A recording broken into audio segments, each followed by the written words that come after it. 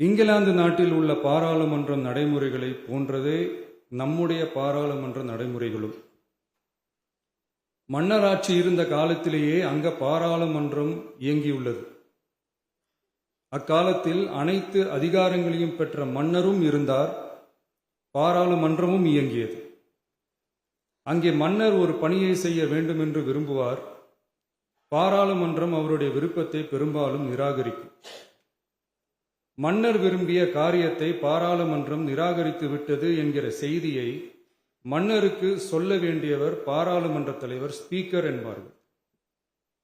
பாராளுமன்றத்தின் கருத்தை மன்னரிடம் சொல்ல வேண்டியவர் ஸ்பீக்கர். அதற்கு துணிவு வேண்டும். சில பணிகளை செய்வதற்குத்தான் பாராளுமன்றத்தின் அனுமதி வேண்டுமே தவிர அந்த ராஜ்யத்தில் உள்ள எந்த பிரஜைக்கும் மரண தண்டனை விதிக்கும் அதிகாரம் மன்னருக்கு உண்டு.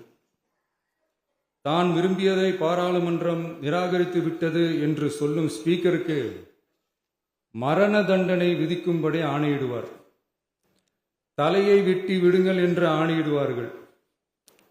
இது பலமுறை நடந்ததால் யாருமே இந்த ஸ்பீக்கர் பதவிக்கு வர விரும்ப மாட்டார்கள். எனவே புதிதாக பாராளுமன்றம் அமையும் போது ஸ்பீக்கர் பதவிக்கு ஒருவர் அறிவிக்கப்பட்டவுடன் அவர் உடனே தலை தப்பித்தால் போதும் என்று ஓட்டம் பிடிப்பார்.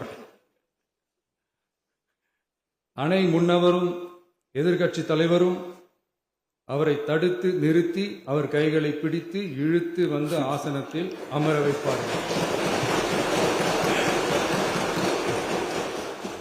இதுதான் அந்த காலத்தில் இருந்து வந்த மரபு. ஜனநாயக முறை ஏற்பட்ட பிறகும் இம்மரபு தொடர்கிறது. நிச்சயமாக தமிழக வெற்றி கழக உறுப்பினர்கள் அனைவருமே உங்களுக்கு உதவிகரமாகவே இருப்பார்கள் என்கிற வாக்குறுதியை